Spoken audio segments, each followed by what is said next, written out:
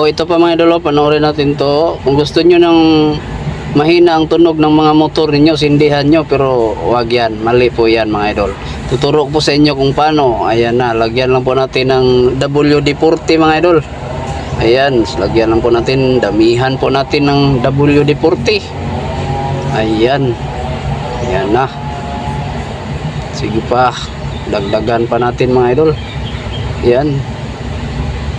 Ito po yung gawin nating silencer mga idol, para hindi na tayo makadisturbo sa gabi mga idol. Yan po.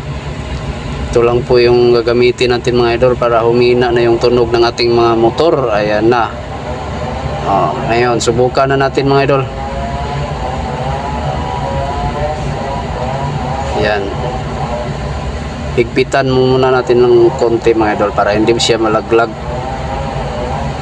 Yan na, mahigpit na. Yan na.